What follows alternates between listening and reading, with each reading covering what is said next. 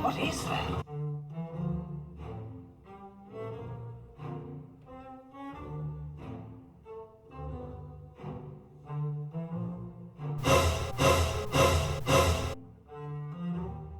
There should be a capsule in there somewhere. Hey everybody, welcome back to TraverseTownTCG, where I have an exciting deck profile for you. After much trial and error, I've finally come up with a Pirates of the Caribbean deck that I'm not only satisfied with, but it might actually challenge my Nightmare Before Christmas deck for the top spot as my favorite Disney-themed deck. This is a jack of all trades, which means that I can win by totaling 13 world levels, or by reducing my opponent's heart points to 0. I was actually starting to doubt the jack of all trades concept, but this is the first deck that I can honestly say feels like I'm naturally world racing and trying to cut down my opponent's heart points at the same time. As I previously stated, the process for building this deck took a lot of trial and error because while the Port Royal friend cards are very good, they don't exactly build a complete deck on their own. Because of this, it was difficult to find the right combination of friend cards, but I eventually managed to complete the crew by finding friends that I believe pair really well with the strategies given by the Port Royal card effects.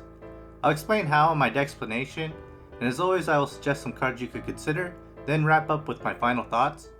So without further ado, let's get into the deck list.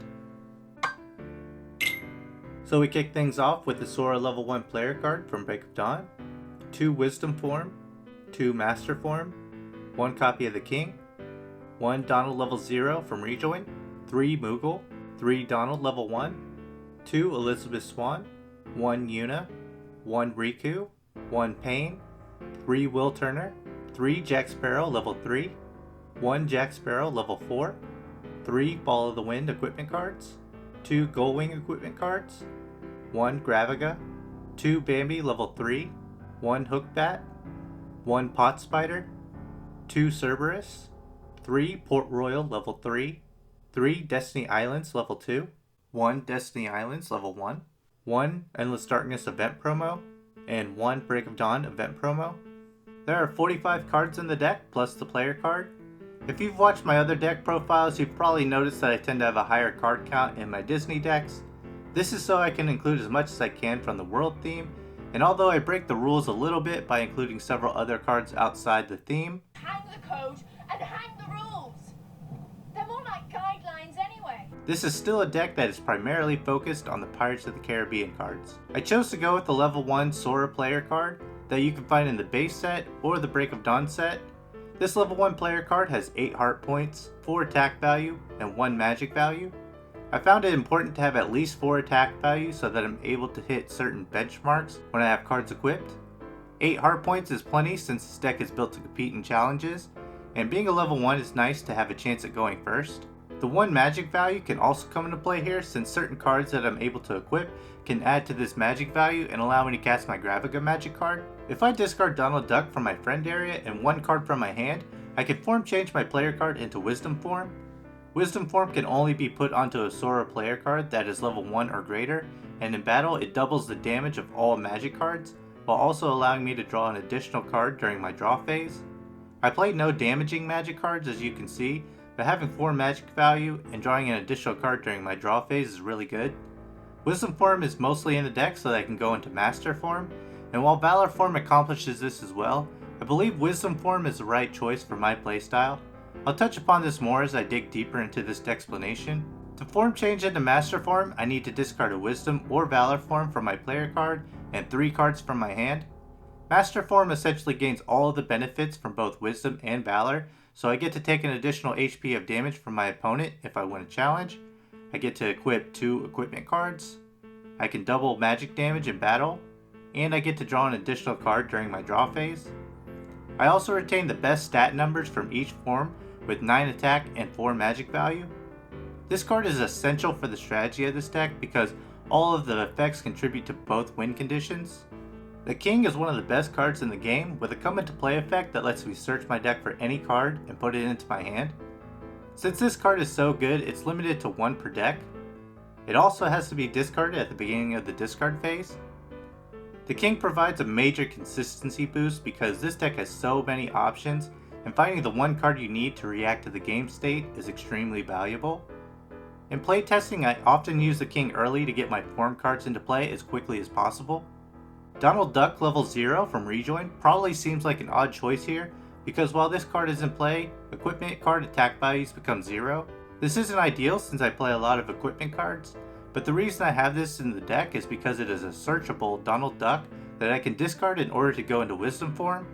This card is definitely worth including because it boosts my odds of getting a Wisdom form turn 1 by quite a bit given how many Destiny Islands I play to search for level 0s. Moogle level 1 is in here for its effect that allows each player to play friend cards of any level while it is in play. Moogle does help my opponent too, but it is more beneficial to my deck because one of the strategies is to control my opponent's friend area. In order to pull this off, I need Moogle to play multiple Jack Sparrows into my friend area to chain his effect. Donald Duck level 1 is in the deck so I could discard him to go into Wisdom form, but he also has the magic value to summon Bambi level 3. This card is one of the reasons why I chose to use Wisdom form over Valor, because you have to discard Goofy instead of Donald to form change into Valor, and Goofy lacks the magic value to be able to summon Bambi, and Bambi is one of the more consistent draw cards in the game. Elizabeth Swan level 1 says that when your equipment is discarded, you may discard this card instead. You'll see that equipment cards in this deck are very good, so she is important to protect them from being discarded from play. Up next are the Gullwing Girls, and I must say that these three were the missing ingredient into being able to finally build a Pirates of the Caribbean deck. If I have a Gullwing equipment card equipped, I'm able to equip the Gullwing Girls to my player card from my hand or friend area, adding their values and obtaining the benefit of their different card effects. Unit states that if I have all three Gullwing Girls equipped at the same time, all their attack values are doubled. Unit is such a good card because she allows me to potentially reach 26 attack on my player card when I have everything equipped, and she also adds 3 magic value. With the 3 magic value, I can summon Bambi while she is in my friend area, and if she is equipped to just my level 1 player card, it brings my magic value to 4 so that I can cast Gravaga. Riku only adds 1 attack value, but her effect when she is equipped states that if I win a challenge, I get to draw a card. Since I'm drawing a card after the challenge phase is over, I don't get to play the drawn card right away, but this can be helpful to thin the deck if I draw into a card I don't need because I can immediately discard it going into my discard phase. Pain doesn't have any effects, but she adds 4 attack value, and if all 3 Gullwing Girls are equipped to Sora, she adds 8 attack thanks to Yuna's ability. Yuna, Riku, and Pain are discarded from Sora whenever a Gullwing equipment card is discarded, so they synergize really well with Elizabeth Swan since she can protect the Gullwing equipment from being discarded. The Gullwing Girls also synergize really well with the next couple of cards in the deck list, Will Turner and Jack Sparrow.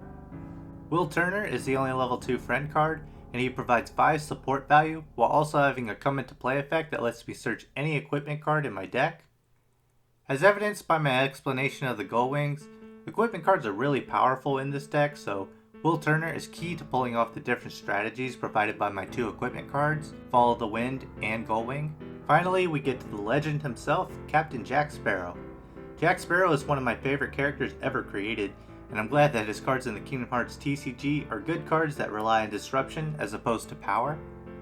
Jack level 3 is 5 support value with no magic, and his effect reads, if you discard this card from your friend area, choose the highest level friend card in play and discard it. An important key here is that if there is a tie, you get to choose one of them. This deck plays a lot of low level friends outside of Jack Sparrow, so even against a deck that mostly plays level 1s, I should be able to control my opponent's friend area if I play around my own Will Turner and Bambi correctly. The Gullwing Girls in Master Form are perfect for this deck because Yuna, Riku, and Pain are level 1s, and if I wipe out my opponent's friend area with Jack Sparrows, I should be able to win challenges by having an advantage with Sora and all of the cards I'm able to equip to him with Master Form. While Jack level 3 clears the high level cards, the Jack Sparrow level 4 promo card plays cleanup duty with the rest of my opponent's friend area because when he is discarded from play, I get to choose any friend card in play and discard it. This is one of the best cards in the game, so it's rightfully limited to 1 copy per deck since it is a promo. Even at a limit of 1 though, I could chain all my Jack Sparrows with the Follow the Wind equipment card, so I'm able to control my opponent's friend area throughout the game. When Follow the Wind is equipped by a player light, it has a come into play effect to return 1 Port Royal Dark or friend card from my discard pile into my hand. It also adds 3 attack value to my player card, which is on the higher end when it comes to equipment cards, so that's really good.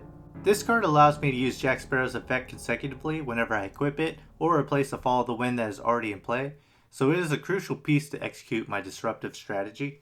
I pretty much explained the importance of the going equipment card already, but I'll also mention that it can only be equipped by a player light, and it adds 2 attack value. Its effect doesn't help this particular deck list, but I'll go over it anyway since it is relevant to a card I will be listing for consideration. The effect reads, when this card is equipped to a Valor Form Sora, that card does not need to be discarded after losing a challenge. Graviga is a nice level 4 magic card that further contributes to the friend area control strategy because it allows me to discard a friend or magic friend in play with a support value of 7 or less. I can cast this with the player card plus unit equipped, Wisdom Form or Master Form, and it really comes in handy to get rid of lower level friend cards in my opponent's friend area. Bambi level 3 is one of the most consistent draw cards in the game because it has a come into play effect to draw 2 cards. If you have the magic value to be able to summon Bambi in a deck, you should definitely be playing it. In this deck, I want to note that Bambi can sometimes get in the way of Jack Sparrow level 3, but this is a situation that I can often play around pretty easily. I play one Hookbat because it is a low level 2 Heartless that has a come into play effect to choose one equipment card in play and return it to its original owner's hand. This is another way for me to reuse my Follow the Wind, and having that extra Follow the Wind effect has been so valuable to me in playtesting. I also have the option of putting my opponent's equipment card back into their hand if I want to limit their draw phase or get rid of an equipment so they can win a challenge. Hookbat also has a respectable 8 POW for level 2, so I can add it with my other dark cards, and maybe my opponent won't have the support value to be able to clear the dark cards and World Race after I clear their friend area. A single copy of Pod Spider makes a lot of sense in this deck because my opponent doesn't control at least one friend or magic friend. They lose an HP when I play Pot Spider onto their world card. This Heartless can potentially win me a game by taking that additional HP, and it's easy to put it to play since it is a level 2. Pot Spider 7 POW isn't too relevant here, but just like Hookbat, all POW adds up if my opponent doesn't have the friends to deal with them. The big dark cards I played to prevent my opponents from world racing are my 2 copies of Cerberus. Cerberus is another dark card that just makes a lot of sense in this deck. It discards cloud cards in play, and it also forces my opponent to use at least 3 friend cards when battling it. If my opponent does not have at least 3 friend cards, they cannot battle and lose a turn to World Race.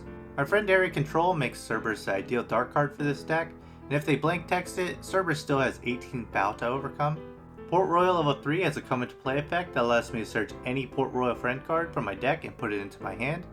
This world card adds a lot to the consistency of this deck since it is any Port Royal friend, and because they all have useful abilities, I can grab whoever I need for my situation. The dark limit of 9 is high, but this is pretty standard for most of the later level 3 world cards in the game. Destiny Islands level 1 and 2 are also world cards that search with a come into play effect that allow me to search my deck for a level 0 and put it into my hand. I only play 2 level 0s, but the King and Donald are both key cards that help the deck get off to a good start. Unlike Port Royal level 3, the Destiny Island world cards have low dark limits, with the level 2 having 3 and the level 1 having a limit of 1. Rounding out the deck are the 2 event promo cards. The Endless Darkness event promo lets me look at the top 3 cards of my deck, choose one and put the other 2 back on top in any order. It's just a great consistency card for any deck. The Break of Dawn promo says that all players lose 1 HP when it is played. If I play the Break of Dawn event, a successful Pot Spider, and win a challenge with Master Form, I can deal 4 heart points of damage to my opponent in 1 turn. Before moving on, I want to summarize the strategy behind this deck since it may appear there is a lot going on.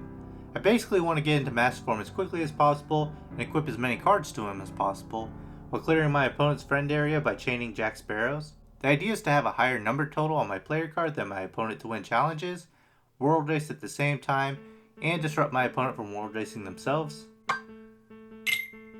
For cards to consider, I'm going to suggest an entire Valor for Wisdom Form swap. Instead of Donald level 0, 3 Donald level 1, 2 Wisdom Form, and 2 Bambi level 3, you could do something like Goofy level 0, 3 Goofy level 1, 3 Valor Form, and a copy of Sid level 1 promo to replace Bambi's for draw. I think the Wisdom Form option is more consistent, but the Valor Form version isn't too far off, and it does have some advantages. Going the Valor route allows you to challenge for 2 HP damage sooner, and you also have to worry about Bambi level 3 blocking your Jack Sparrow level 3s. Replacing the Bambis for Sid makes a lot of sense since Sid is a level 1, but I do find Bambi level 3s being useful to bridge into my Jack Sparrow level 4 if I don't want to help my opponent by playing Moogle, so that's another factor to keep in mind. Valor Form is also a form card that is discarded from your player card if you lose a challenge, but as I mentioned earlier, having a going equipment card equipped prevents Valor Form from being discarded if you lose a challenge, so that drawback is pretty much covered within the deck. Just in case it is discarded though, I do suggest upping the count to 3 to be safe. It's honestly a toss-up between the two versions of this deck, and it really depends on your player preference. I'll offer up one more card to consider that I believe would be very strong in this deck, and that would be Sebastian level 0 from Light and Darkness. Sebastian would give you another card that is searchable with Destiny Island since it is a level 0, and his effect says that the attack value of all attack cards is reduced to 0. This deck already controls the opponent's friend area, and you should have a player card advantage, but your opponent could still win a challenge by playing strong attack cards like Ultima or Oblivion. Having a Sebastian in the friend area would give you further advantage in winning challenges by eliminating another possible out from your opponent. This deck took a lot of brainstorming to come up with, and I had to set it aside several times before I could come up with something viable. I believe my persistence paid off because it's a very fun deck to play, and it engages all of the main aspects of the game, and the strategy is very satisfying when you pull it off. I also think that this deck fills a much needed role amongst my Disney themed decks, with it being the first deck that has a strong focus on control. It feels like I'm taking more of a risk presenting this deck on the channel, because the other Disney worlds I've presented thus far were designed to build complete decks with obvious synergy, but I've play tested this enough and it feels just as cohesive as the rest of them. This is one deck that I would truly love to hear feedback on because I feel like I had more of a hand in building this one, so definitely share your experience if you try this deck out. But that does it for this deck profile. Hope you all enjoyed it, and I'll catch you on the next video.